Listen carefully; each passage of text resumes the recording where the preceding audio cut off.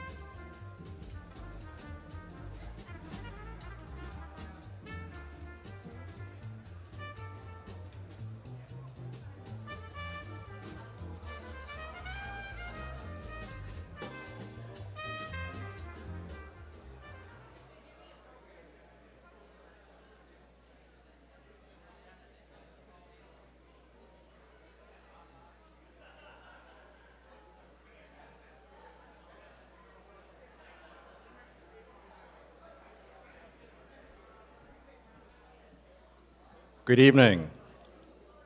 Good evening.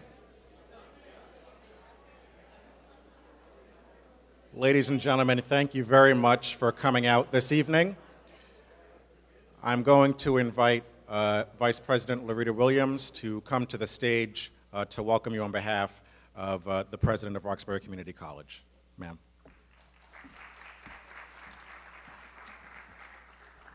Thank you so much. My name is Loretta Williams. I'm the Vice President of Advancement and Community Engagement.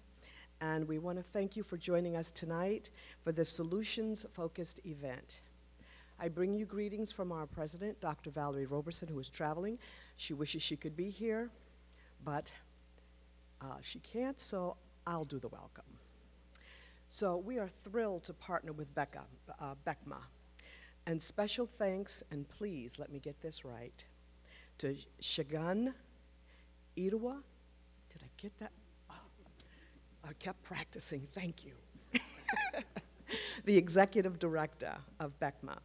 We thank you for your leadership on this event. At Roxbury Community College, we're committed to equipping our community with the skills and knowledge needed for economic growth. For example, we offer degrees in business administration and business management, and within these majors, we have a suite of courses that focus on entrepreneurship, ensuring our students leave the college with the necessary skills to develop and grow their own businesses. On the non-credit side, we have lifelong learning that hosts a monthly series for Black Wealth, or Building Black Wealth, and it meets every second Tuesday of the month, and it is free and open to the community. Throughout the course of each year, we open up the campus to local businesses who can sell their goods and offer vendor fairs, and at their vendor fairs. And if you came through the parking lot to Building 3, you saw that in operation today. In honor of Black History Month, the vendors will be here all week. So if you didn't get an opportunity to do any shopping, feel free. Valentine's Day is coming, so you may want to do a little shopping while you're here and support our local vendors. These are just a few examples of how the college supports economic growth in our community. Again, I'd like to thank all of you for coming out and for joining us for this important dialogue, and this is just one of many events that we'll be having for this month in honor of Black History Month. So if you are available, please come back to campus and join us for other events. Thank you so much.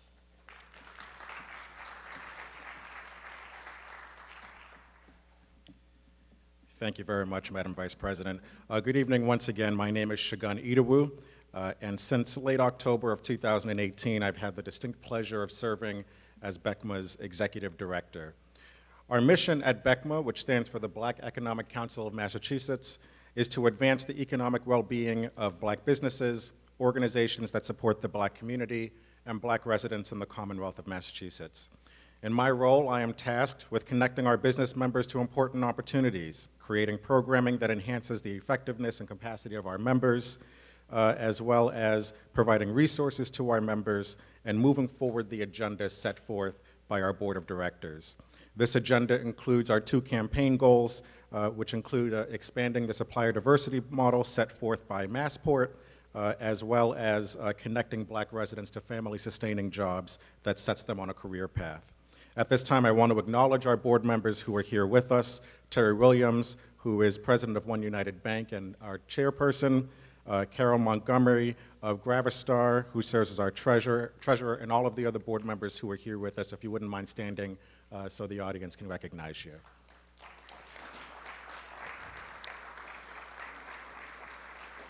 Thank you. Part of achieving our mission includes advocating for our members, particularly on the policy level. We're fortunate to be able to work with important partners in city and state government, and so I want to make sure I acknowledge those who have been able to join us this evening. This includes Mr. Anthony Richards, who is representing the governor's office tonight, state representatives China Tyler, Russell Holmes, Representative Liz Miranda, Representative Nika Elugardo, as well as Boston City Councilor Kim Janey, who serves this district, and City Councilor Josh Zakem, who was with us earlier. If you all also wouldn't mind standing for those to recognize you.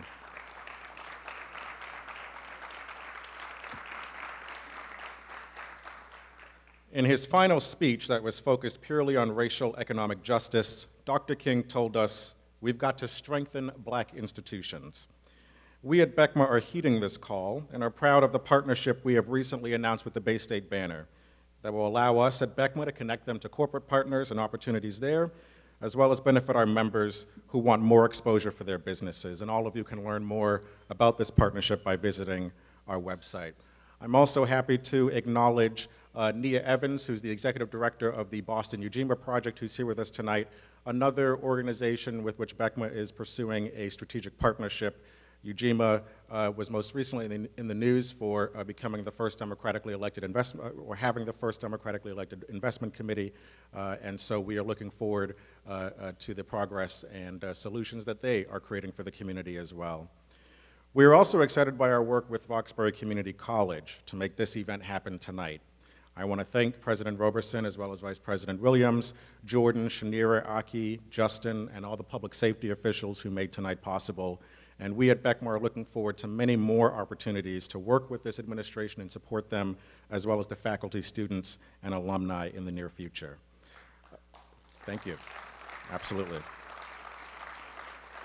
Tonight's program also would not have been possible without our corporate sponsors and members. We do have representatives from the Massachusetts Growth Capital Corporation who are here with us. Mr. Larry Andrews, who serves as their president, I think is here in the audience, as well as some of the staff there. One United Bank serves as a sponsor of BECMA, as well as State Street Foundation, which has most recently become a corporate member, and we thank all of you. And finally, I want to make sure, yes, absolutely, thank you very much. Finally, I want to make sure that we recognize the members of BECMA. We certainly would not be able to do any of the work that we do without your input, which has certainly made my job all the more rewarding in ensuring that we are doing all that we can to promote your business and to expand opportunities your way. Finally, I want to make sure that I also recognize Ms. Charlotte Nelson, who's in the audience today.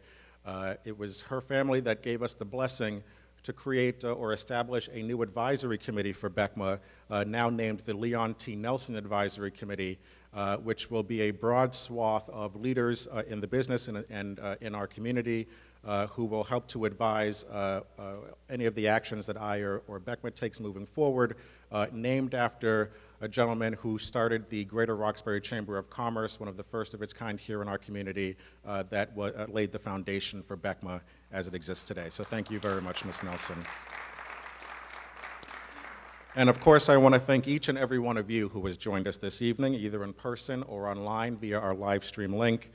Each of you is a leader in your industry and in your community. And our goals for tonight's event include that you'll leave here with new tools, broader perspectives, and a more expansive network to achieve greater impact on our neighborhoods and on our small businesses. Before I move on to briefly mention the occasion that brings us here this evening, I want to invite our board chair, Ms. Terry Williams, to the stage with me.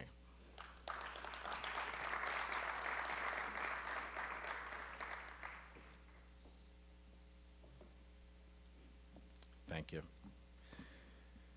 Very recently, the Board of Directors came to the decision that we would honor individuals who laid the groundwork for our entrepreneurial successes, as well as those who are achieving that success and benefiting Black communities around the Commonwealth. There are two awards that we are especially honored to present tonight. The first is our 2019 Lifetime Pinnacle Award. The Lifetime Pinnacle Award is presented to an individual who has spent a lifetime employing, serving, and growing their local community. The person that our Board of Directors has decided to bestow its inaugural 2019 Lifetime Pinnacle Award this year is Mr. Marvin Gilmore, and we invite him to the stage with us.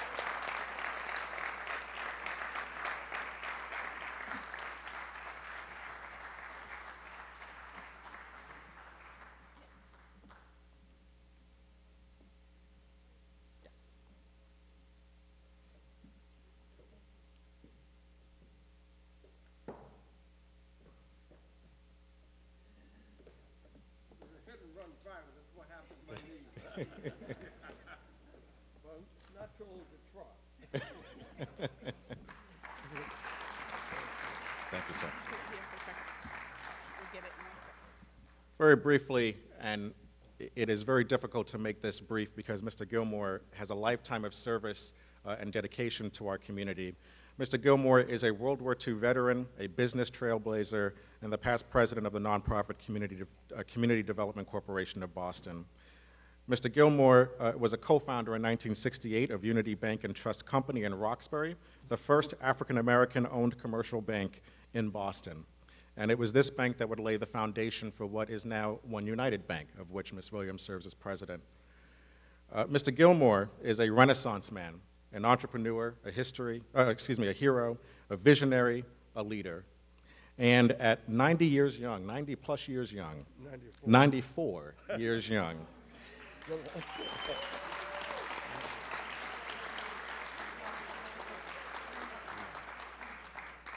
Mr. Gilmore has only one speed, and that is straight ahead. That's moving as quickly as possible. There is no such thing as slowing down.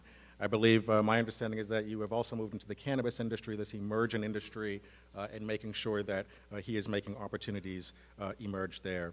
And so as the award reads, for a lifetime of outstanding business leadership, commitment to excellence, and service to community, the BECMA Board of Directors are pleased to present the 2019 Lifetime Pinnacle Award to Mr. Marvin Gilmore.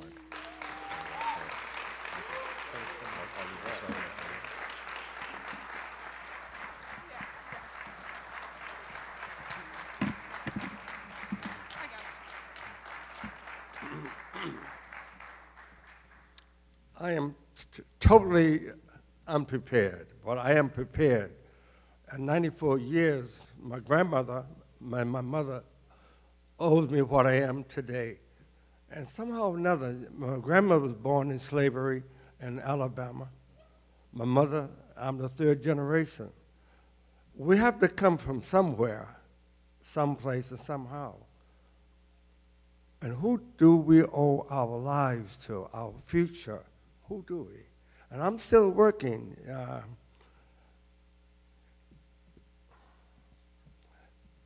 When I looked at Roxbury, years in the early 60s, I came out of the Army, trying to find my home. All I knew was a gun in my hand, fighting 5 years in the service, then coming back here, trying to find a way, scrubbing floors, washing cars. What do I do? Where do I go? How do you find your niche in life? I looked at Roxbury. It was all vacant land along Mass Avenue. Dogs were chained to the house. I thought I was back in the South again. But I was here in Roxbury, and I saw the way things need to happen. Nobody believed in me. Only I believed in myself. Very, very important. I couldn't get a loan in the bank, so I said to the officer, you know, sir, I'm going to own my own bank. Guess what? We'll get to her because she's a female, and females now, women are ruling the world. You follow me? Yeah. When Unity started, we had 21 men in Roxbury and Cambridge who joined with me to create the first African-American bank. But one of the things I did through the legislature, that bank will be owned and controlled by black, not white. No takeover. And guess who came along? Terry Williams. Guess who's the president of the bank? Right here. That's the legacy. That is the legacy when you create something and see the younger generation to take over. At that time, you were in Harvard University. So there's a niche I found, us, to help each other, to be somebody. I'm so proud of Terry. You don't know, it's just uncanny that tonight you're honoring me, and this is my successor to the bank, Unity Bank and Trust. I did find, this is the bank, 416 Warren Street. This is the first picture of the bank. That's a gift to you. No. Right. All right. I bought a few books, and they're not for sale, but they are for sale, that I wrote, Crusader for Freedom. So I brought a case, so if anybody interested in, please do it. It's a story, not of my life, it's a story of Roxbury. It's the story of the future for us. And I just want to say that if you believe in yourself and you're willing to do something in life, make something of yourself. And I tried that, and I'm still working. My leader right here said the cannabis. Tomorrow night, I have a license to do cannabis in this community, all right? And we can start training young men in a Corey program in Chelsea, Mass, to learn how to be somebody. And tomorrow night I'm meeting with the, I will show the picture of my new building here in Chelsea and the crew. Women and men of color as part of my team. It's so important. And that's where to stop the whites come in our neighborhood to take everything out of it and leave nothing, all right? The other is the hotel, as you know, being developed here in Dudley. I'm part of that. That, again, will give hundreds and hundreds of jobs. The cannabis program is going to give hundreds and hundreds of jobs.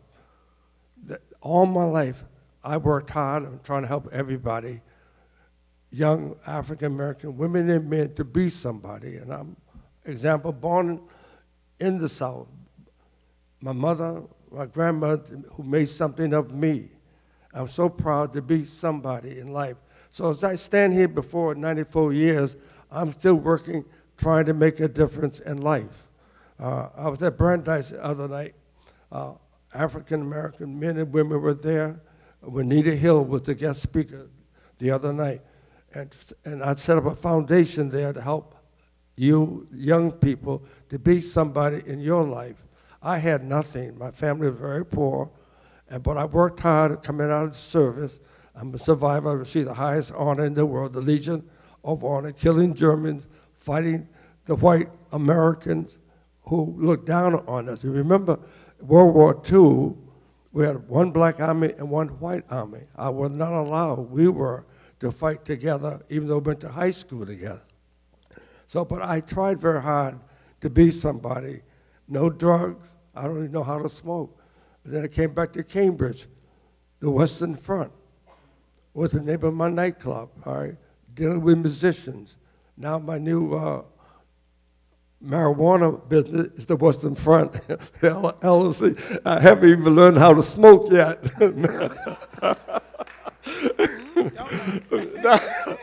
But others, we're medical, though. We're medical, not the social end of it, though. But, but the two go together hand in hand. But I want to thank Terry, your future, and all of you. Hopefully that I'll be your example, what one can be and what one can do in life. I want to say to all of you and all my board members of the Unity Bank and Trust, I think I'm the only one still alive.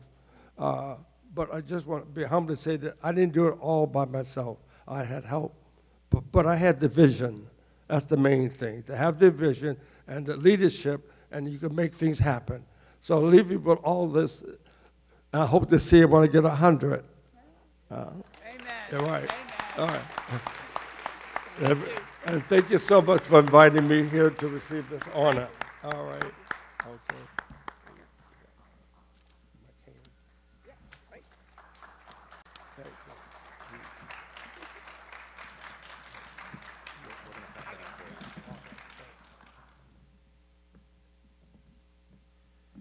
Thank you, Mr. Gilmore, and congratulations.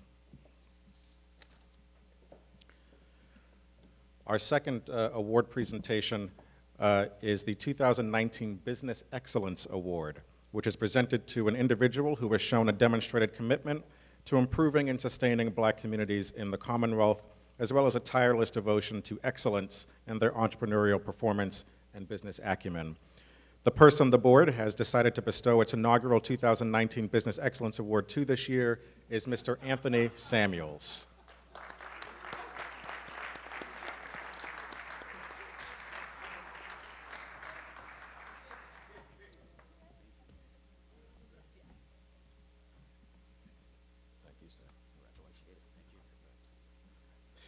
Mr. Samuels is a graduate of ITT Technical Institute, a proud alum of Roxbury Community College, the Tuck Executive Education Program at Dartmouth, and has attended Northeastern University.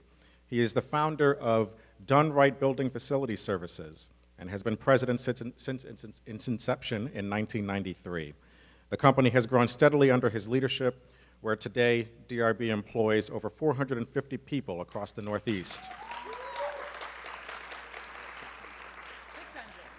Excuse me. There's an amendment. There's 600, employs 600 people across the Northeast. DRB was named one of the Small Business Administration's 100 top 100 companies. It was recently announced as well that Simon Property Group, a major corporate entity in this region, would award an expanded contract to DRB from a contract to service 3 of their malls to 17 in the Northeast as well. It is estimated that he will be able to grow his employee base as well as his revenue by 60% in 2019 alone. As the award reads, for exceptional achievements in business enterprise and critical economic impact on the community, the BECMA Board of Directors is pleased to present the 2019 Business Excellence Award to Mr. Anthony Samuels.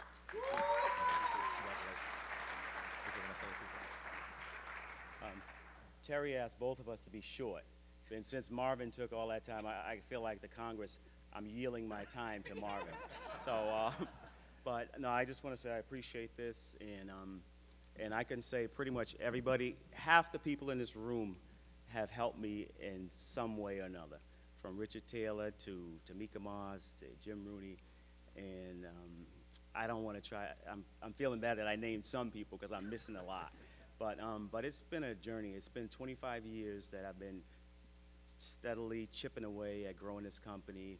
I've been in programs, I&E with Milton Benjamin. I've been in programs that have been designed to help minority businesses grow. And, you know, we're finally at a stage where, you know, companies can't say you don't have the capacity, you don't have the amount of years, you don't have the financial ability to do it. And so, you know, I just want to say thank you to all those programs, I&E, Jim Rooney's Paysetters program, and all the people who have helped my company to grow. So really appreciate it, and thank you.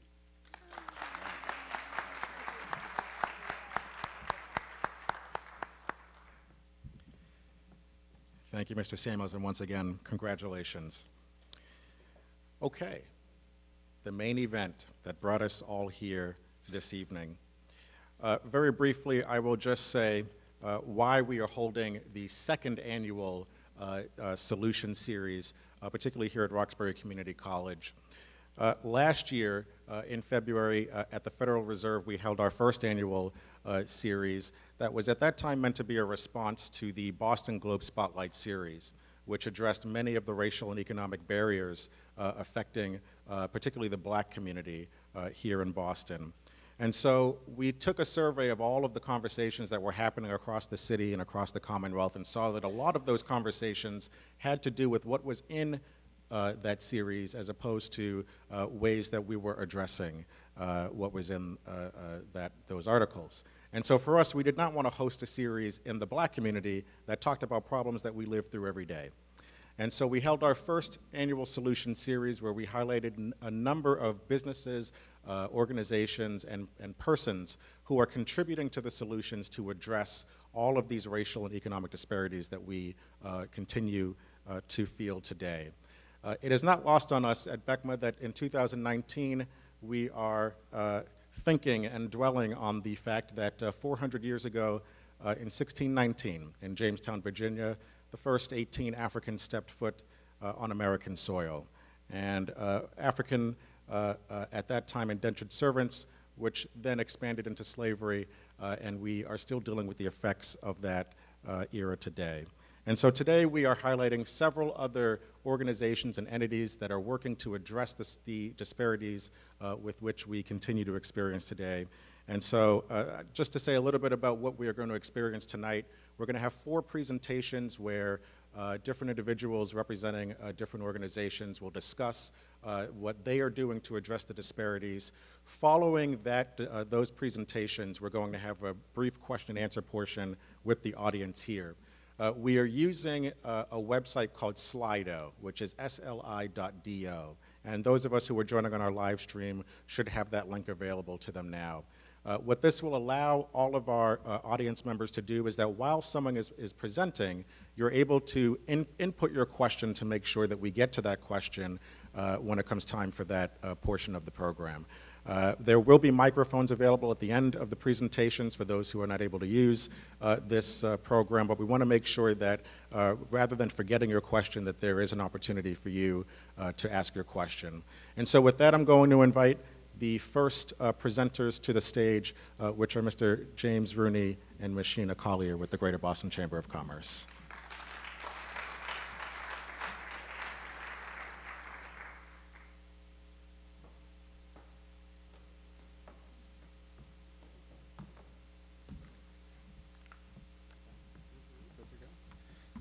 Well, good evening, everyone, and I'm Jim Rooney, President and CEO of the Greater Boston Chamber of Commerce, and let me begin by expressing our congratulations to Marvin Gilmore and Anthony Samuels for their awards tonight, well-deserved, and I can tell you sitting next to Mr. Gilmore during the conversations, he hasn't lost any of his sense of humor either. We had a good conversation. So I've got 2 minutes to basically set up Sheena to talk about pay setters. So I'm going to do it quickly. I'm going to talk about the why. I'm going to talk about what we're thinking about in terms of the role of the Greater Boston business community in acknowledging and embracing and understanding its role in issues of race and economic opportunity, and then introduce briefly the pay setters program and Sheena. So some of the why is not anything that this audience doesn't know about. The Boston economy, by all large measures, is booming. The U.S. economy, by many measures, is booming. But there's a significant economic divide. And when you look and break down the data by along racial lines, it gets even more stark. And there's a lot of data that supports that I don't need to tell you about. In addition, Boston faces an issue, persistent issue of reputation and brand across the United States. And as we think about growing this city into not just a national leader economically, but an international city, this issue of its brand and its reputation continues to haunt us. I've spent a lot of time, not just in this job as president of the Chamber, but also in previous jobs at the Convention Center and others, selling Boston as a place for people to visit, as a place for people to bring their business, as a place for people to bring conventions. And I can tell you firsthand that that brand and that reputation lives on. So the economic disparities, the brand and reputation issues are business issues, issues that the business community of Boston is focused on, particularly in a city that depends upon its world-class talent to succeed. Now, I don't have to tell you all that minority-owned businesses in the United States is big business. There's some data points I think that will be on the slide. $400 billion in annual revenue, direct and indirect employment of over 2 million people, and black-owned and minority-owned businesses are more likely to hire people of color. From our perspective, MBEs, the key to sustaining inclusive development and a healthy local economy. So what's the role of the business community in all of this? The business community, from my perspective, has an important role. The government officials in the room were acknowledged, and I would say that oftentimes when we have issues, particularly social justice issues, we look to government for solutions. But I don't think that we can look to government alone. Government certainly is part of the table that has to create solutions, but our view is it's time for the business community to step up and acknowledge and embrace its role as well. So beyond that, government tends to, and this is the nature of the business of government, tends to create one-size-fits-all solutions. And many times, and this is true in the business community, there's a flexibility and a nimbleness that enables us to craft better or complementary solutions to what government has to offer. So we're looking at it in 3 ways. First, we've made economic opportunity and inclusion and equity a core principle of our mission and purpose. We restated the mission and purpose of the business community and the Chamber a little more than a year ago. and that is we exist to make Boston the best place for all businesses and all people to thrive. And there's no asterisks, there's no footnotes on all businesses and all people, so that's our guiding mission and purpose. Second, we work with our board, and you know many of the people on our board, to form an economic opportunity committee to focus on ways in which we can acknowledge our role and our seat at the table. And third, we decided to develop an action-oriented agenda and a pilot program called Pacesetters, and use the fundamentals of economics, which is supply and demand.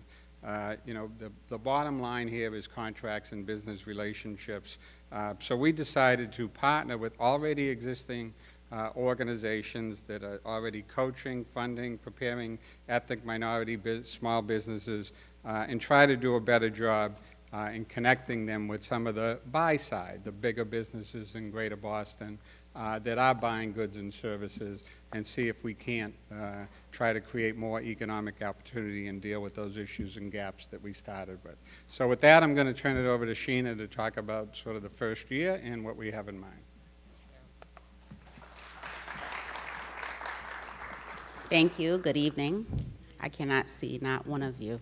So I'm not sure who's advancing the slides, but if you could go to the next slide. So Jim gave the why. I'm going to talk more about the who and the how really briefly.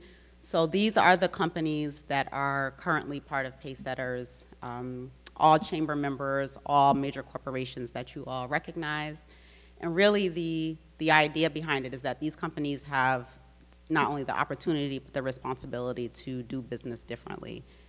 You know, and just knowing Anthony really well, Anthony Samuels, who was just up here, businesses like Anthony's really thrive because of access to capital, which you'll hear about, but also access to contracts. And a lot of these companies spend upwards of, particularly for the global companies, spend upwards of $1 billion or more, a couple of $1 billion every year on goods, services, and products. So that means things other than their taxes and other than their personnel. And that's really an opportunity for them to use that purchasing power to ensure that we have a healthy economy. And as Jim mentioned, a big part of that is minority businesses being strong. So these are, cohort 1 started around this time last year, 11 companies, including the chamber, and then just last week we brought in 10 new companies, which you'll see on the bottom. You can go to the next slide. And so what these companies are doing, or what the chamber's doing with these companies, are a couple of things. With the end goal being really increasing number of dollars spent and size of contracts and length of contracts with minority-owned businesses. So with that being our overarching goal, really around contracts, there's a couple of other important things that are happening through Pacesetters. One are these companies are sharing best practices. So it seems really simple, but it's actually a lot of people that are buying in companies don't get to really talk to people that are buying in other companies. And so the chamber is providing a space for procurement, CFO, procurement officers, chief financial officers, and others to come together to talk about their buying. And a lot of the contracts actually, a lot of referrals actually happen that way. So like any other person, we like to do business with the people that we know and are familiar with. What we are working with our companies around is, while that is human nature and that's understandable, if all of the people that you know only look like you, or the people you feel comfortable with only look like you'll just continue to give business to those folks. And so we at the chamber are serving as a way for people to expand their network so that they have relationships with people that they typically wouldn't. When they're sitting with people from other companies, and they're able to literally sit across the table or in other ways say, hey, I've actually done business with XYZ company, I had a great experience, it helps to accelerate that relationship, and even if someone's bidding on a contract, it just gives them a leg up with that company. Another big part of it is around data-driven sourcing. So there are, you can actually go to the next slide, there are a number of metrics that we're collecting from our companies annually so that we can track progress, and the chamber is able to see this data as a group of companies. So we don't know this for every individual company, but we know as a group how much they're spending with minority-owned businesses at large, how much they're spending with local minority-owned businesses, how much they're procuring in total, which gives us an idea of the percentage that's going to minority-owned businesses. and then the average contract award, and then how many MBEs are they actually working with locally. And so that piece is really important around the local piece. We do want to stimulate activity with MBEs in general, but we're really talking about Boston. A lot of the data that really spurred Pacesetters was about Boston being the at that time, number one city for income and wealth, income inequality, and the wealth gap that people often refer to in the Color of Wealth report. So we're really talking about doing business with local minority-owned businesses. And then lastly, just an example, you can go to the last slide around what this actually looks like in practice. So these two deals just give you an example of the different ways that the activity can be stimulated. So at the top you have Red Sox and Windwalker Group, who were actually introduced to each other through Pacesetters. So some of what we're able to create for companies is actual new and facilitate new connections so that new business can be done. And you'll hear from Herbie in a second, but through this deal, new contract, new relationship, starting at one size and hopefully growing to more, but also when you have Red Sox as a client, you're able to then get other clientele is the hope. And then the other piece is with Tufts Health Plan and now DRB Facility Services was Done Right Building Services, which were not introduced through Pacesetters. They were actually companies that already knew each other. DRB had bid on contracts with Tufts Health Plan before. However, we know that when your leadership says something is important, it becomes more important to you. So when Tufts joined Pacesetters, they had a CEO who made this commitment around equity and inclusion, including around their spending. And so when Done Right, or DRB, bid on a contract with Tufts Health Plan again, there was just a different culture that was created within Tufts Health Plan that allowed for that business to happen differently. And so those are some of the ways that we're helping to push forward. Really our focus over this next year, our second year, is around being more strategic around our sourcing and working with our companies to identify one or two substantive contract opportunities that they want to put out to bid in 2019. So that is something that we want to release, obviously, to this community. A lot of folks in here are business owners, are connected to people with businesses.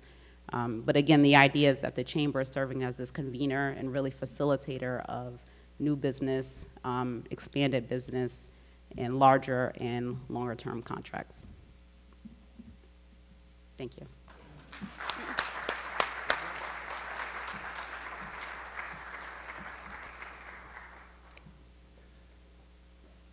Ladies and gentlemen, please welcome Ms. Tamika Moss, Mr. Herbie Duvernay, and Mr. J. Kevin Bino.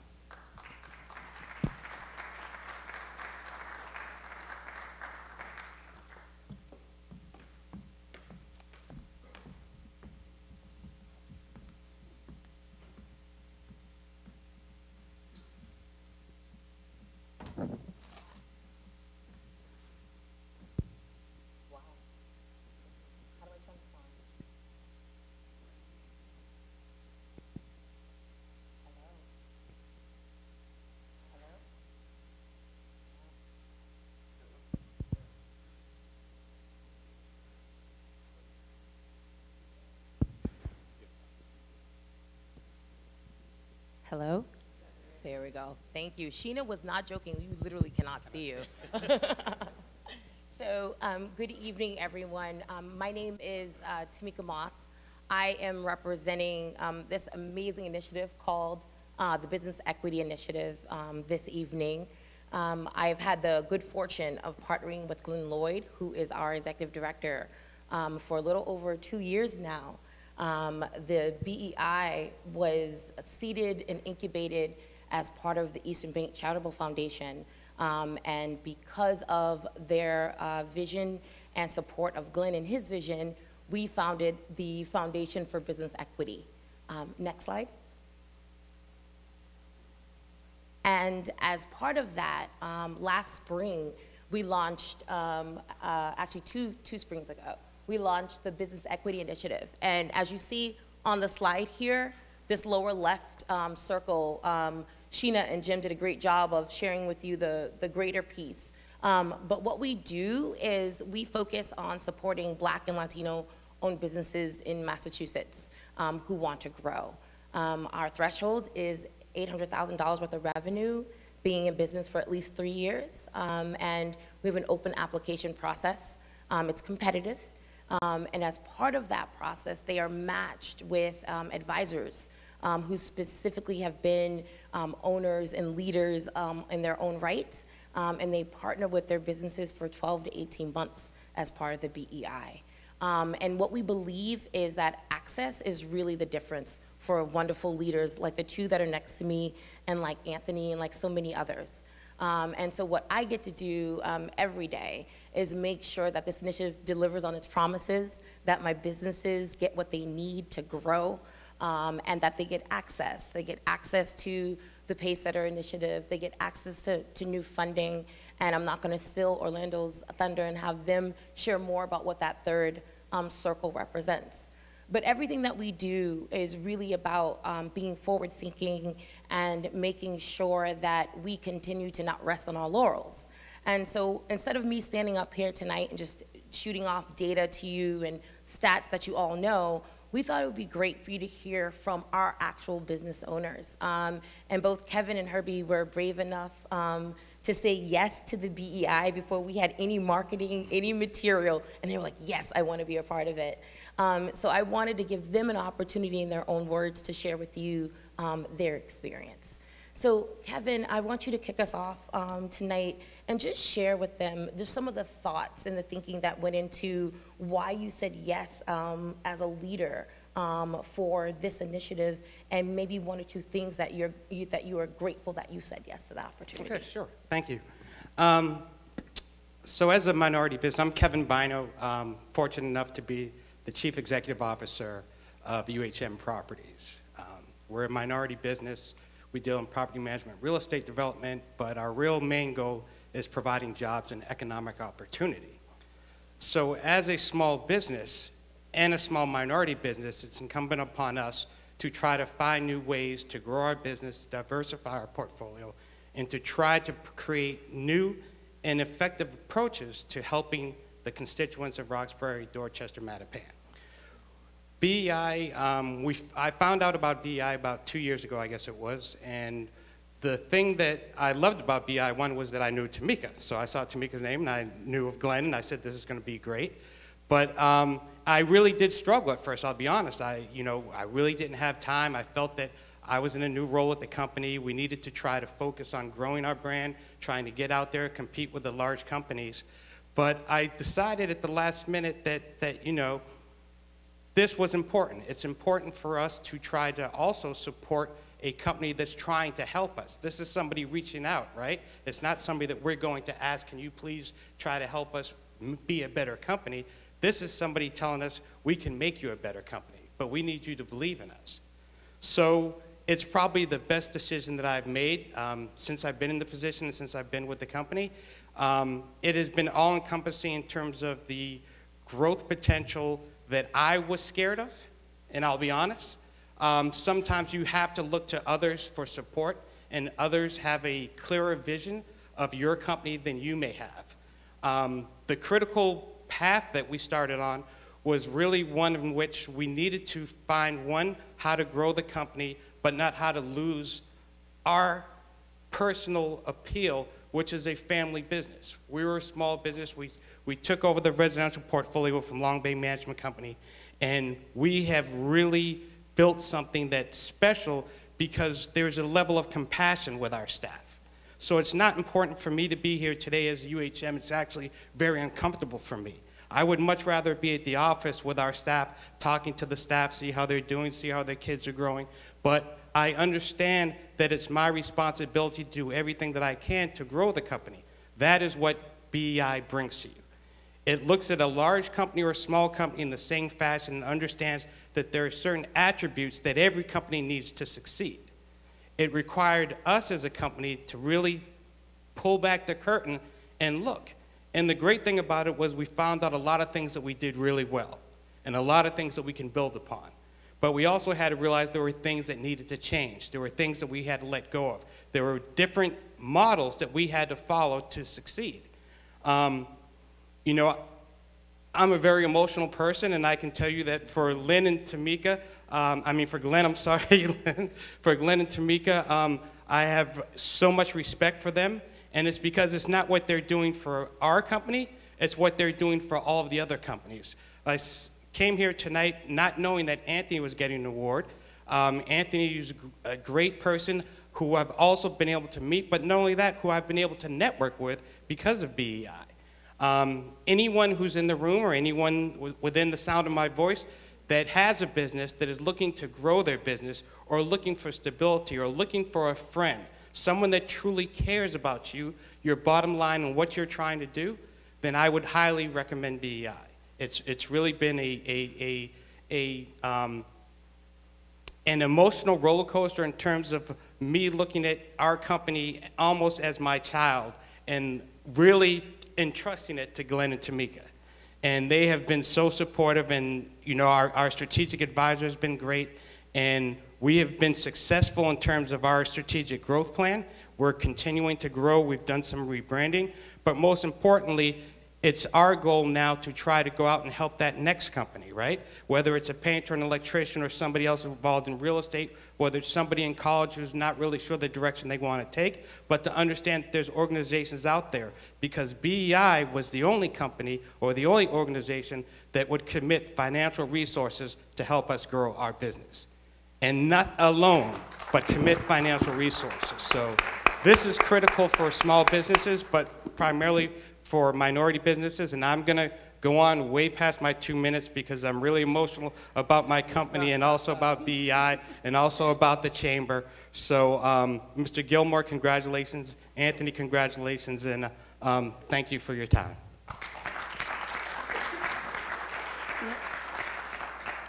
That was amazing. Thank you, Kevin. And I promise I did not even know anything they're going to say. So this is fantastic. Herbie, in a little bit of a similar vein, we've been partnering together now for over 18 months, right? When you reflect on that, you reflect on the openness for you, for your business, could you share with us from your perspective any impact either on you, on your team, on the business as a participant in the BEI? Thank you, Tamika. Thank you, Kevin. That was really good. My name is Herbie Duvernay. I'm the CEO of One Walker Group. We do cybersecurity, physical security, and also training and development. Always an opportunity to do a sell pitch as much as I can.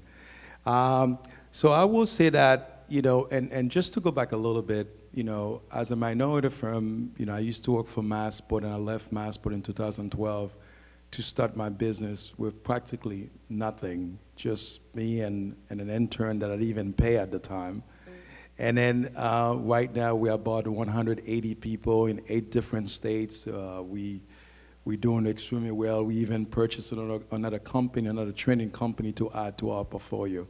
And I have to tell you that throughout that journey, I've been to many different organizations and programs for minority firm.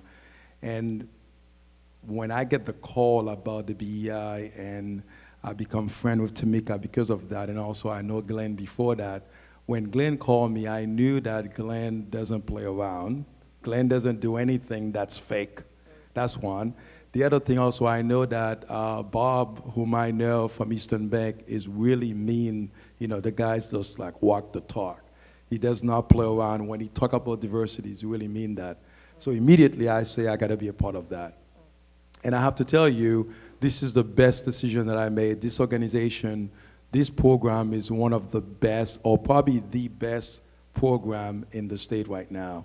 And what they were able to do for me, really 2 things I can think about. One is more like a vision, because as a business owner, you're running too fast, you're getting deal, your company is growing, but the ability to have someone in your organization that help you put your business plan together, really come into your company and look it up and see, hey, this is how you can grow in a way that's sustainable. And also clarity for my team. Because my team were all over the place, we're just doing everything and anything, and just the ability to know, you know what? We're gonna have a plan, we're gonna have a sustainable plan, we're gonna have a plan to grow in the next 3 years, and then this is what the plan's gonna look like. And part of the program, every single person in my team were involved in that process. They meet with the advisor, We sort of share what we come up with, the goals that we put together, and that's, as a result of that, I can tell you that our business is growing very fast. And then, just like they mentioned earlier, for us to have clients like the Red Sox, Keolis, Eastern Bank, this is like, for us, it's a big deal. But again, we do that because we know that we are sustainable.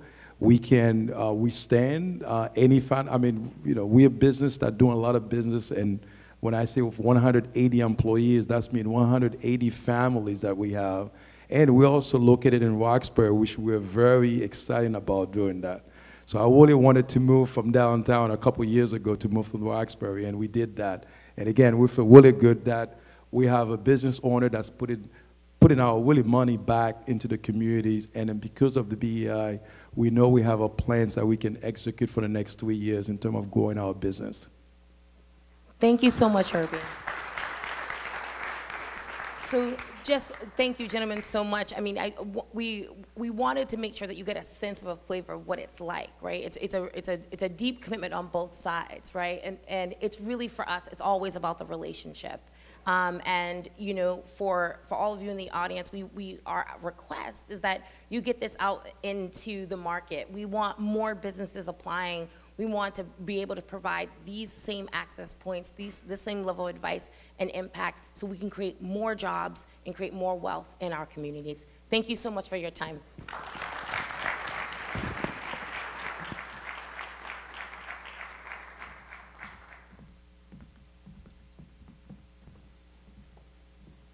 Ladies and gentlemen, Mr. Orlando Watkins.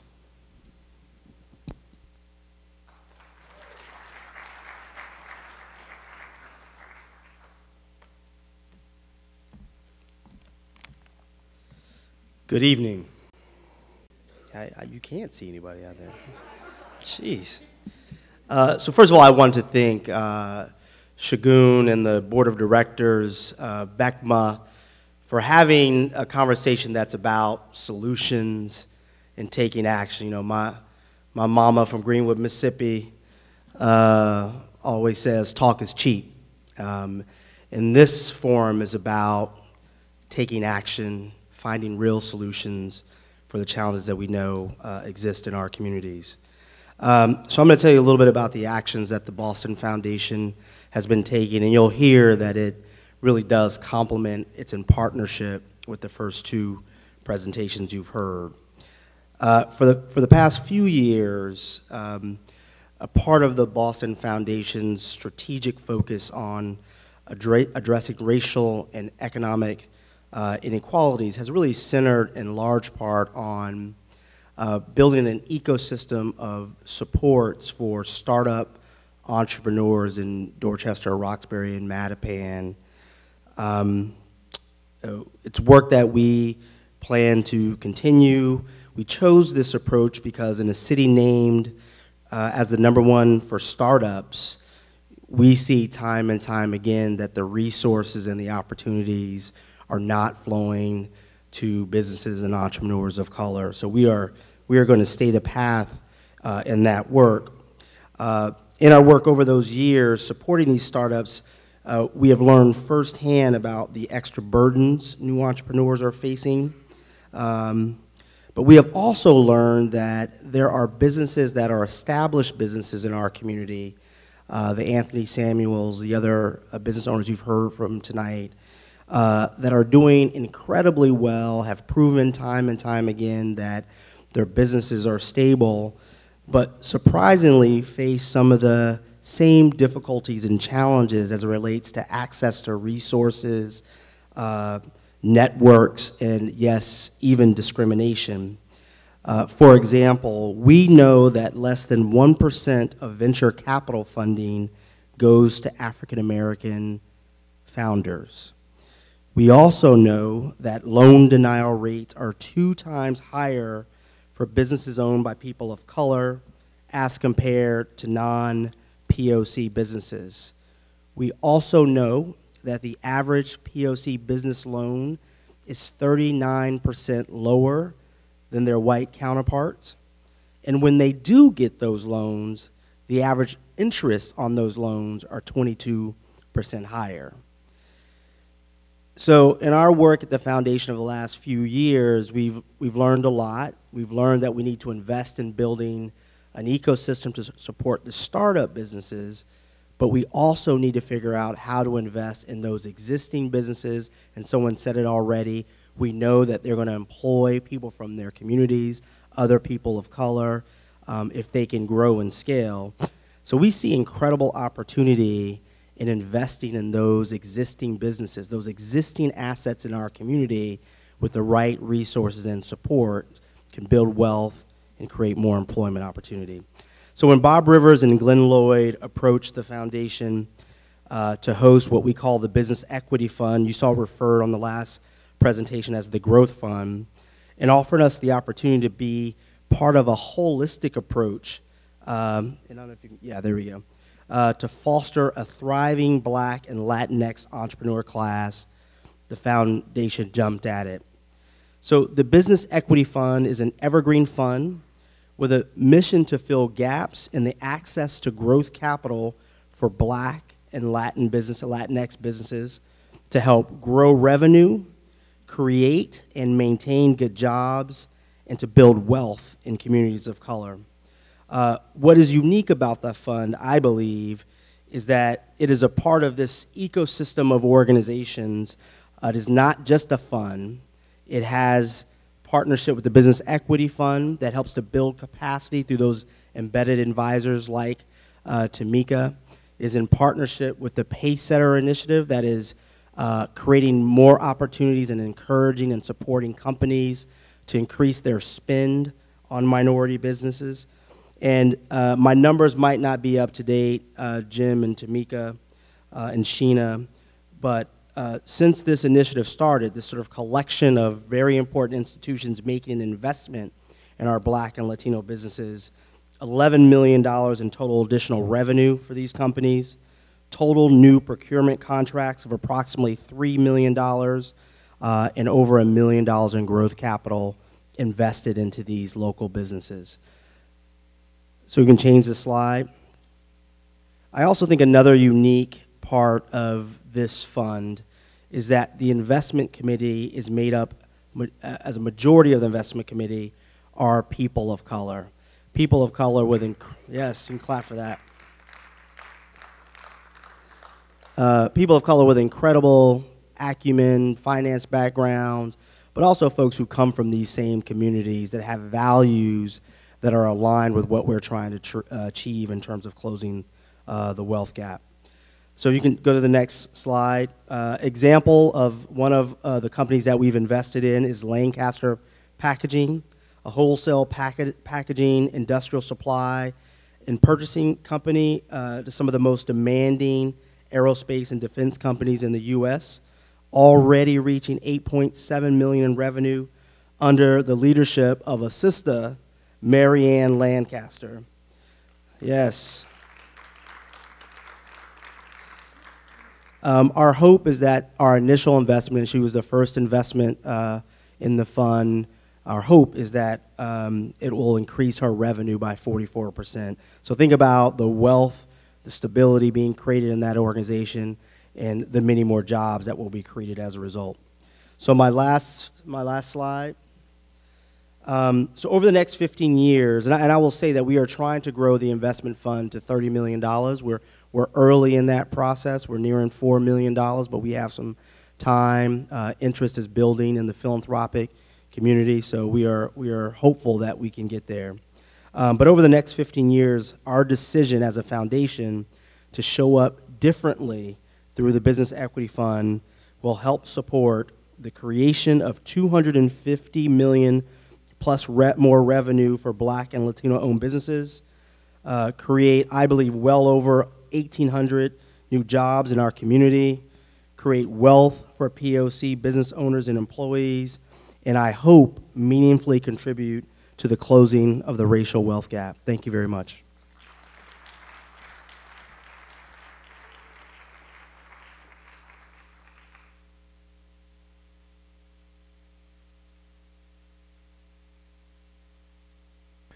Mr. Dave McLaughlin, Mr. Lex Miller, and Mr. Andy Tarsi.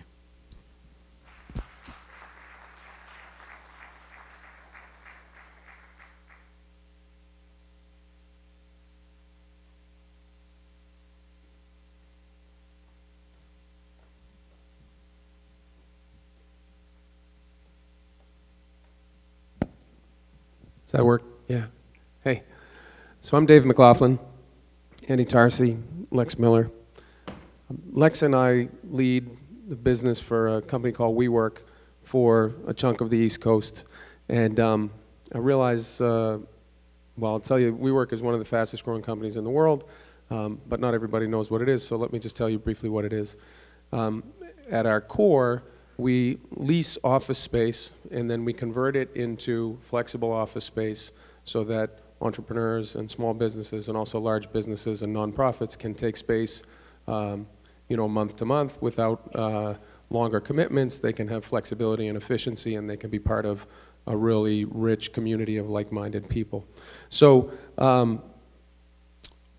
in the course of doing this across multiple cities, and I'm going to just show you, these are some of the artwork in some of the cities that we're responsible for. New York, Miami, that's Toronto, there's Drake's Hands in Boston. Oh, slow down, easy. In the course of doing this across multiple cities, I think it gives us an opportunity, for myself as a Bostonian, it's really awesome to get out of Boston and to see how other cities look and feel.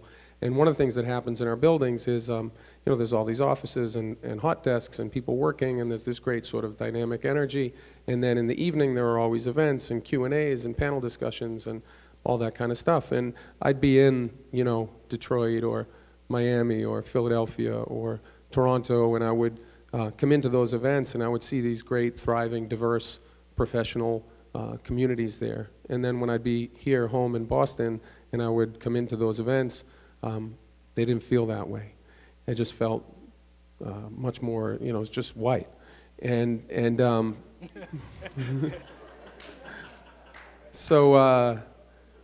So Lex and I got talking about this, and we got thinking about this, and what's the opportunity here, and how do we seize it? And I just want to share with you, if you jump forward one more slide, these T-shirts that these people have on, and the T-shirt that I have on, it's important that you understand how we think about what we do, because we don't just think about it as office space. We think of it as, our vocabulary, as we call it, a platform for creators.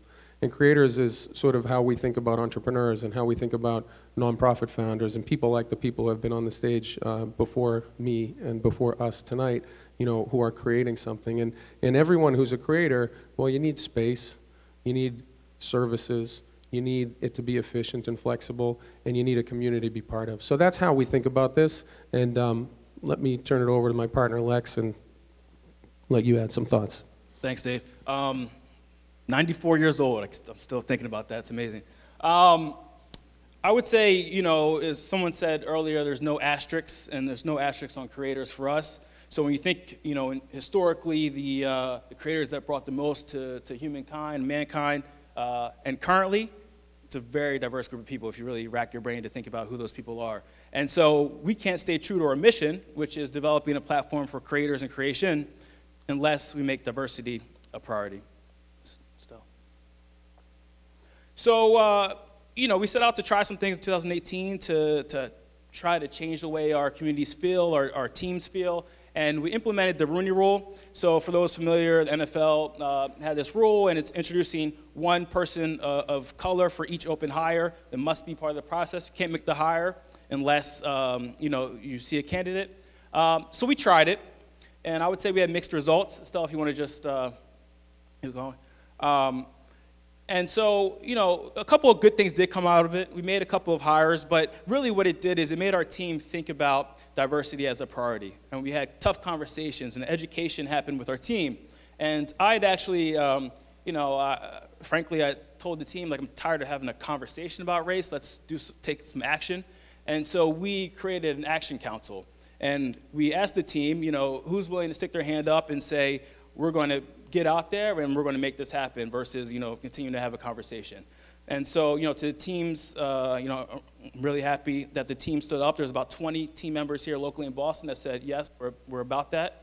And, that group now is over 36 of our employees as they've seen kind of the things we tried and had success in. A couple of the things that happened was we realized in order to fill the pipeline, we actually don't have a diverse professional network, with our team in Boston.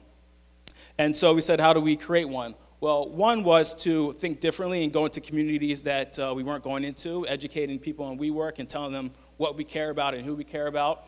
And so we actually created an event, a hiring event. And, to the team's credit, we were going out to all different communities that, we had never thrown events in, and just educating people and telling them, hey, we're hiring, and we'd love for you to come to a hiring event.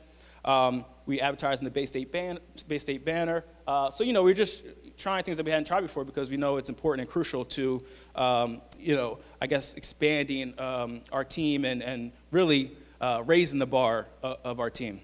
And so that event, we consider it a successful first event. We had about 20 of our own team members show up in support. We had about 50 candidates from all diverse backgrounds show up, and we made 10 hires just from that event alone.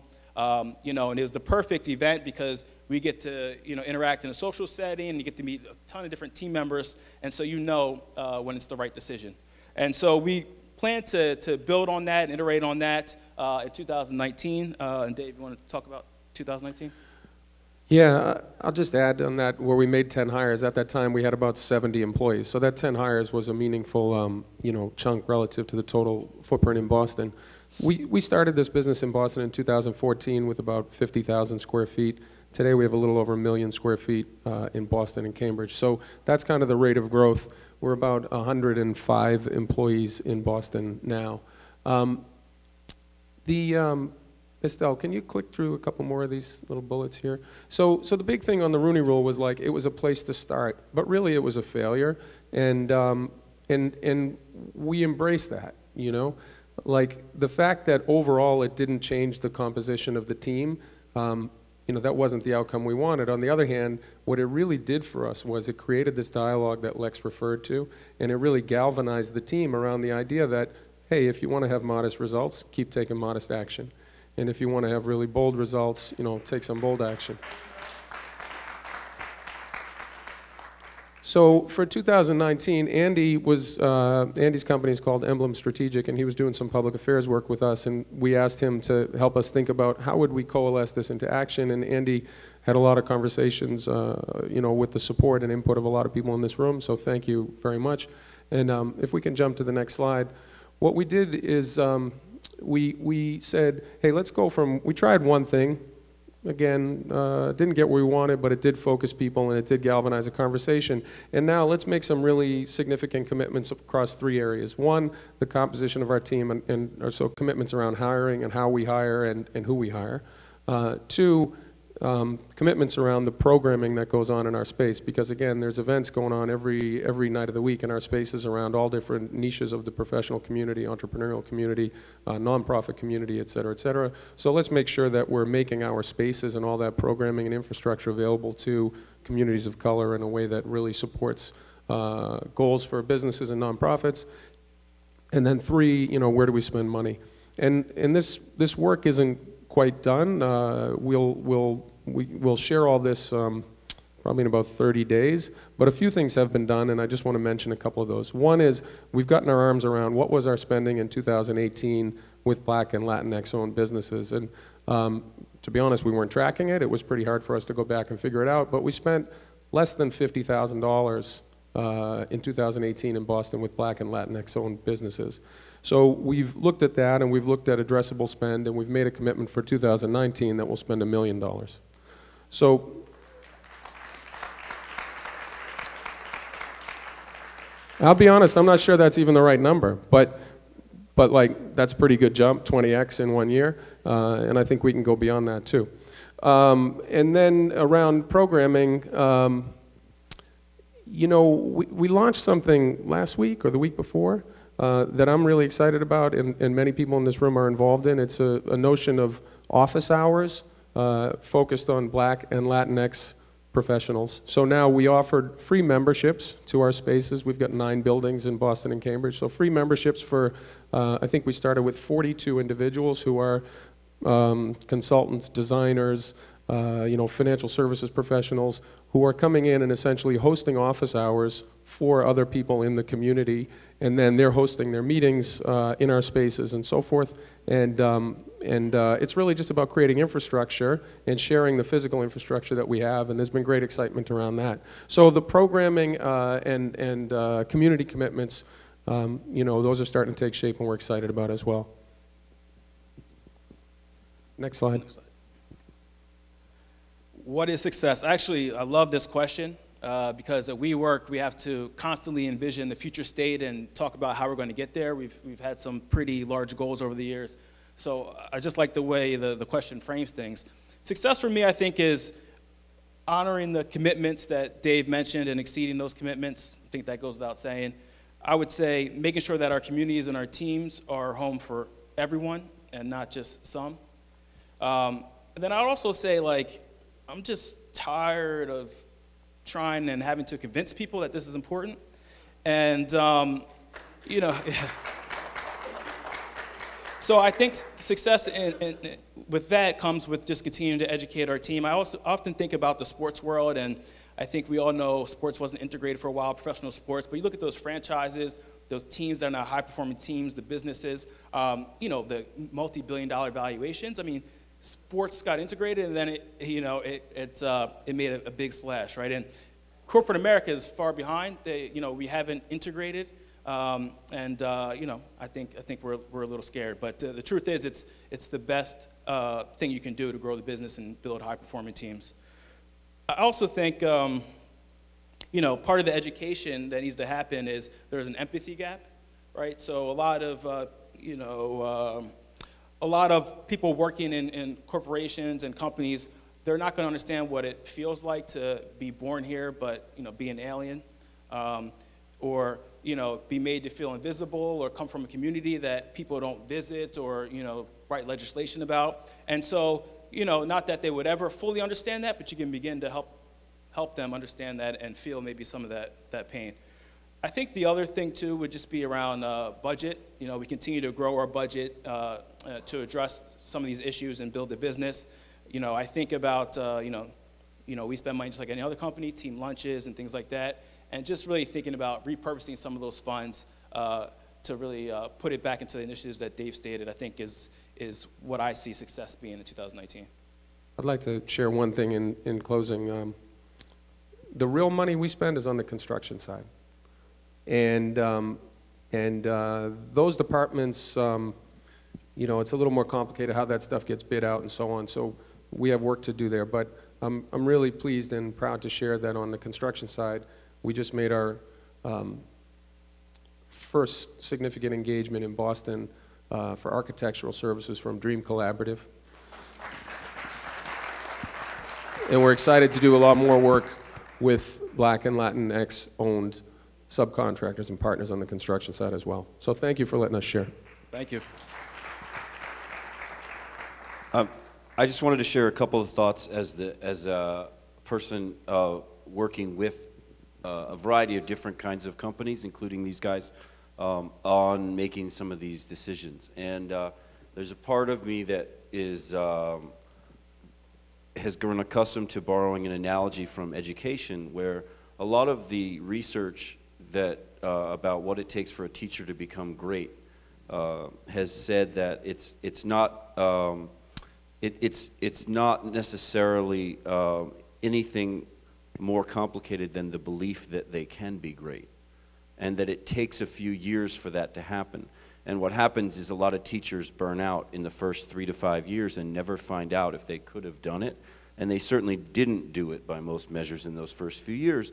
But when they get to that point on the curve where they feel efficacy, where they feel like they can succeed, that's when they start to really succeed. And so why am I talking about teachers?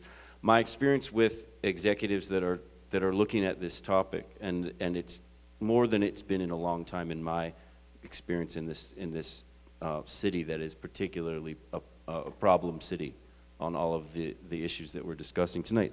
It's efficacy. I believe that there are a lot of people holding the keys, holding the chips, whatever you want to call it, who don't believe that they can be successful in diversity in Boston. There is no excuse for that.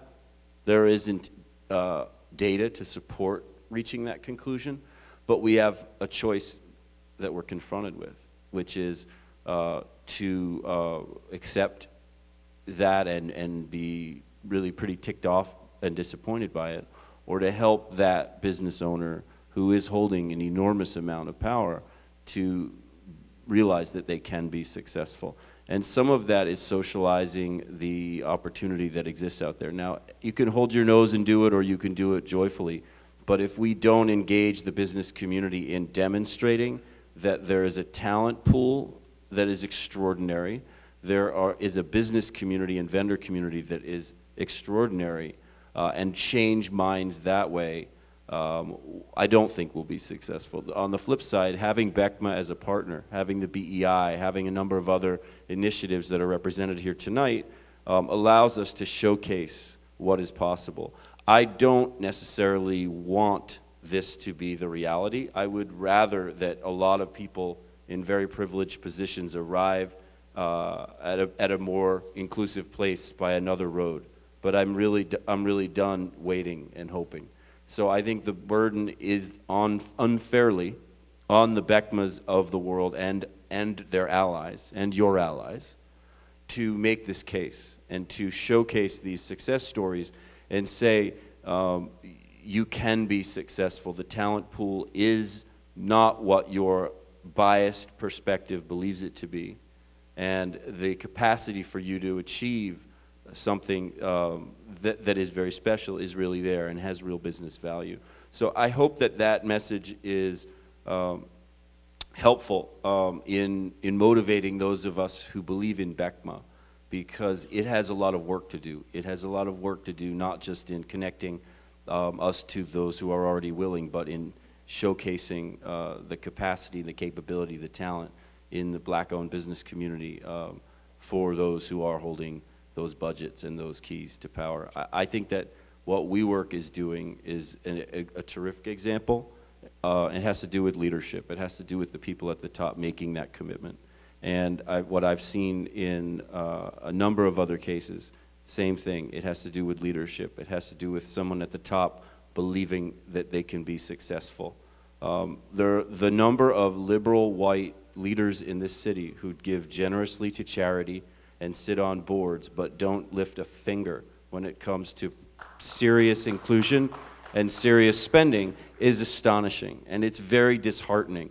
I've simply made the decision to stop complaining about it and use my own complexion, frankly, and privilege to engage people about what's actually out there. There's no reason to clap for me about that. But what I mostly also wanted to acknowledge in working with these two gentlemen is how much I've learned about leadership. And the team, a huge number of their colleagues, I think, are here right now who are doing the real work.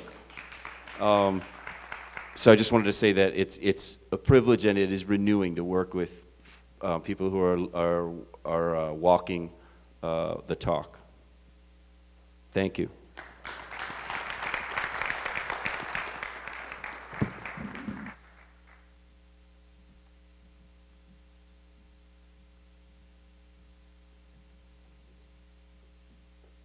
Let's give one more round of applause to all of our presenters.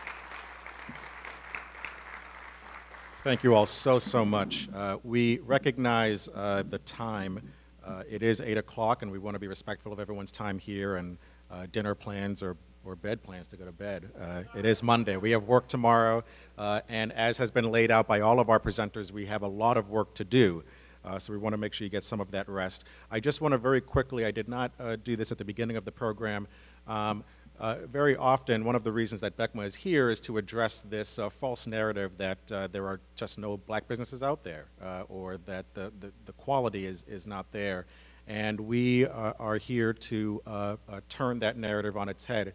In fact, tonight, everything that was provided to us was done so by black businesses from the space that we're in, Roxbury Community College. It serves an urban community, to the programs that you have in your hands, to the company that did the live streaming, to the food that our members and presenters were able to eat, Fresh Food Generation, to our two photographers, Dot Girl Photos with Effie Almadi and Mr. Haley, to the awards that we presented tonight from Jazzy Sportswear, all provided by black-owned businesses who are making a difference in our community. So we want to thank them.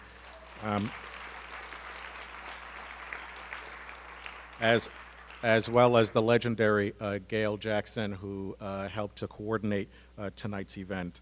As you see on the screen here, there are a couple of questions. I want to invite just one member of each team, respecting time. Want to be able to address the questions here, a couple of questions from members in the audience who are here, and then to close the program. We're going to do this for about 5 or 6 minutes. So if I could have one member of each of the teams that presented tonight to join us on the stage just to address any questions that folks have.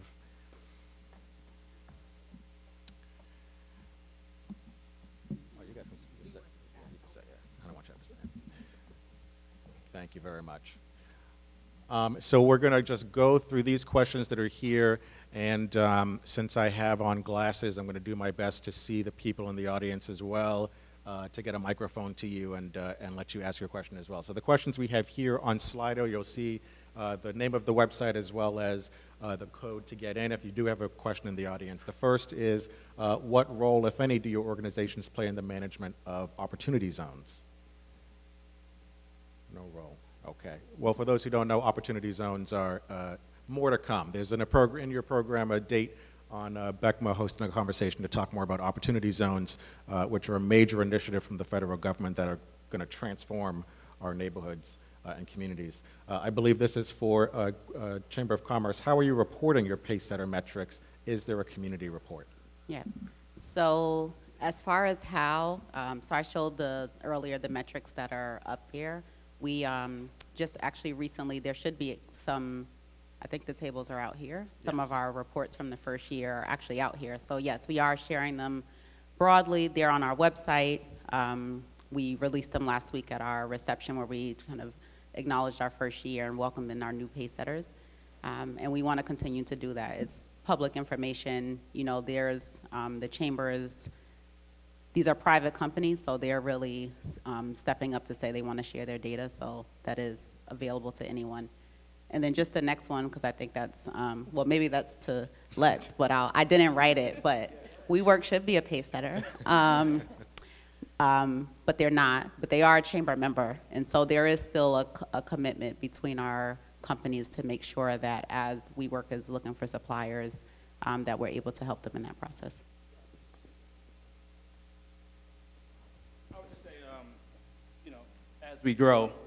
As we grow, I mean, I think the PaceSetter program is amazing. So I think as we grow, you know, that becomes something that we talk about in the future for sure. Thank you to whoever wrote that. BECMA is now at a WeWork site. Indeed, we are. How did that happen? Is there a benefit to WeWork having BECMA there? Maybe well, you should I guess that's my question. So very briefly, yes, we are excited at the opportunity. We literally I think, today's Monday, so a week ago today, moved into our WeWork location at 1 Beacon Street, which puts BECMA in between two spaces of political power, the State House and City Hall here in Boston. And so for us, one of the ways we are achieving our mission is through advocacy on the policy level. And for us, it's really important that we be close to those halls of power in order to be able to reach those members of the legislature or City Hall that you saw here tonight and those who could not join us. In terms of how we got there, that was through Mr. Miller here, who attended our event last year, Mr. Tarsi, who brought us together, made that marriage happen. We also sit on the advisory committee that's advising WeWork on their diversity process.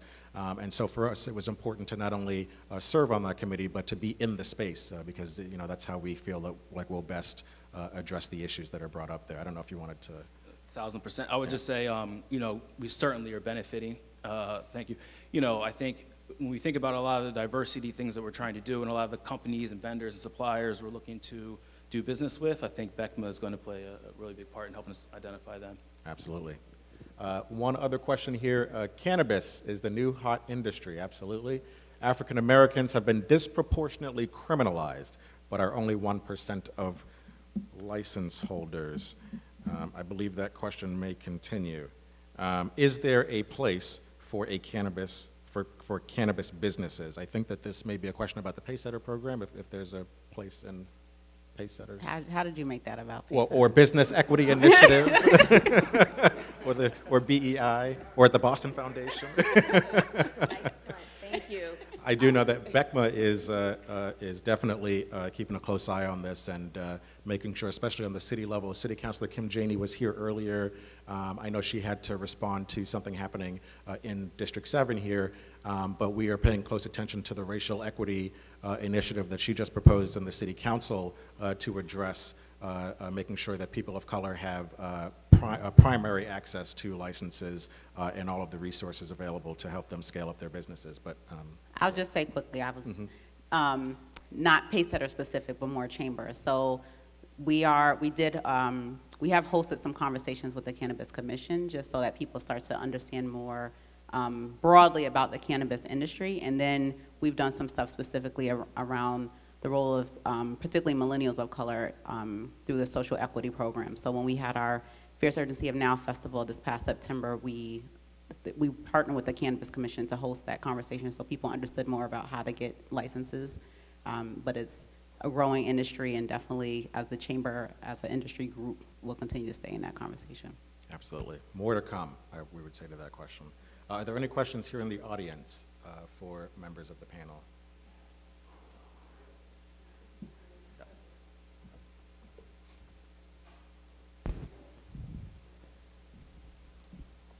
And this is Mr. Donald Alexis, a member of BECMA, as well as president of Caribbean Integration Community Development. So we're thankful for his help tonight. Yes, sir. How's everybody doing today? Wonderful. Sorry about that. We're doing good now. We all awake.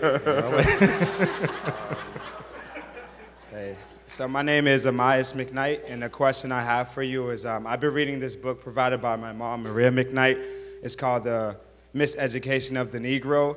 And one point that was made in that book is there's a difference between leadership and service, and how service might be a little bit more important in the black community to increase the wealth. And I just wanted to get you all's feedback on the difference between leadership and service and how it relates to BECMA and the organizations that you represented today. Thank you. Just a quick thought about that. My name is Corinne Reynolds. I am the program officer for economic inclusion and special projects at the Boston Foundation. Orlando had to take care of his children. So a quick thought about that. I was actually having a conversation about leadership and supporting leadership, and then also sharing, information sharing and building community before this event. And I think it's important that we all acknowledge the leadership, the current leadership is here, but build those networks for the next person that's to come and serve the existing leadership. But as that leader, they should be bringing up the future and learning from different minds, different generations, and different industries to support each other. I think at the Boston Foundation, we're a convener, and we specifically convene around supporting leadership and leaders that are unseen or unheard generally in larger forums, and uplifting that voice and making sure that they have a platform for that.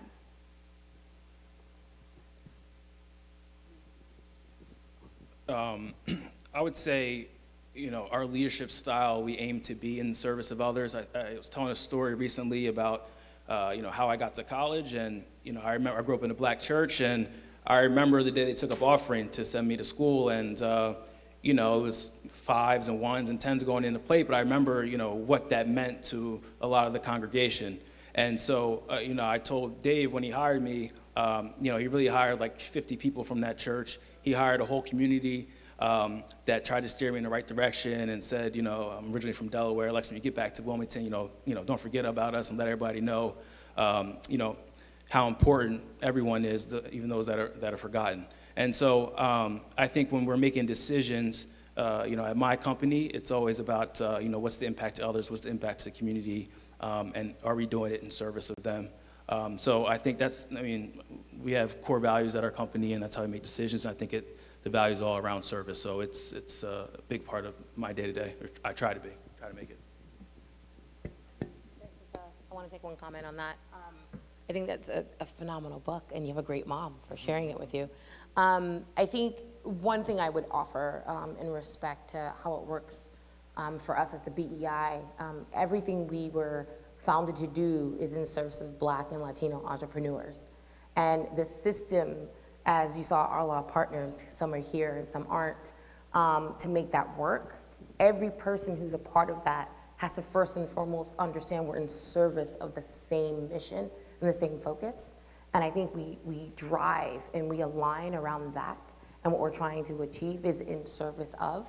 And I think we bring and create the space for innovation and thought and creativity, or even the breaking of things. And I think that's the way in which the leadership plays itself out. But I think the incoming motive is in service of.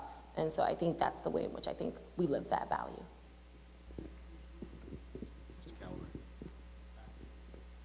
Hello, testing. Can you hear me? I'm currently I'm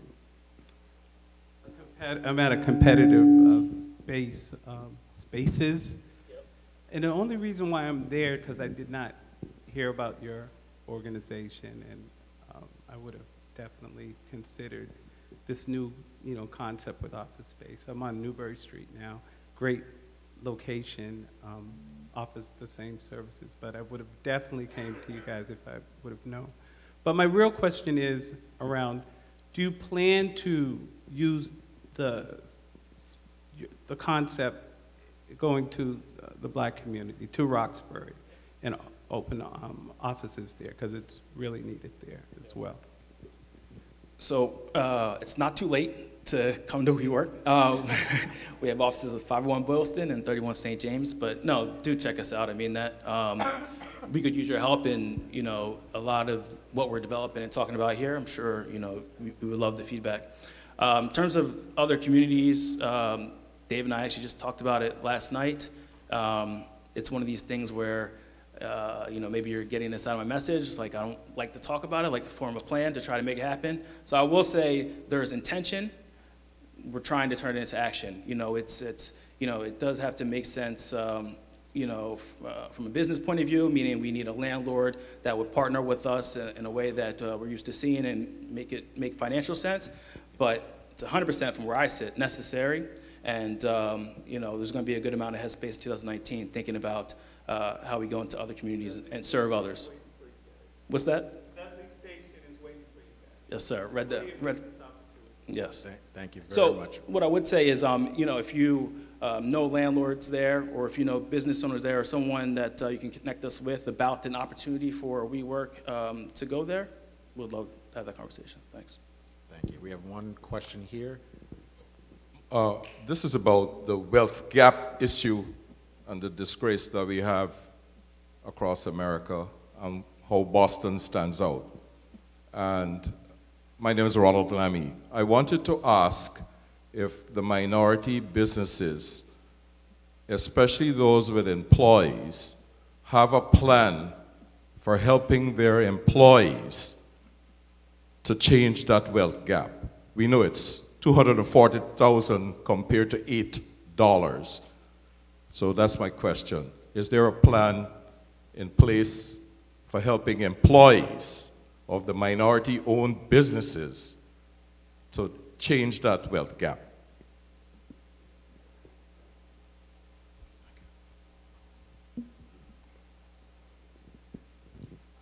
I think with the fund, whenever we're doing our due diligence and looking at a company to invest, that's definitely one of the questions that we ask our leaders and our business leaders and people that we want to fund in, because it's not just about growing a business, it's creating a community and lifting up a community out of that economic disparity. So definitely. I think what I would add to that is what we do in the general sense of for helping our entrepreneurs think about their growth and giving them access to different advisors and advice in the space is creating more opportunity to create more sustainability in that organization. So as they are growing, they're creating new jobs, they're hiring, they're promoting from within. And what we know factually about small businesses and businesses that are owned by minorities, they tend to hire others like them and promote from within. And so that culture often already exists within our businesses, but as we continue to create more opportunity for them, that flows down. Thank you very much. Let's give one more round of applause to our presenters today. There is a proverb that tells us that if we want 1 year of prosperity, we should grow grain. If we want 10 years of prosperity, we should grow trees. But if we want 100 years of prosperity, we should grow people.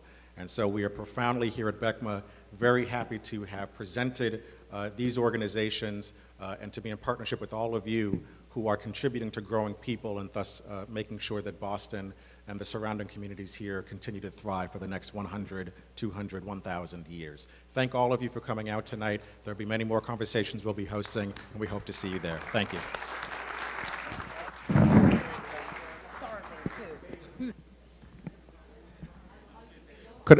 Could all of the members of the Board of Directors please come to the stage? Can you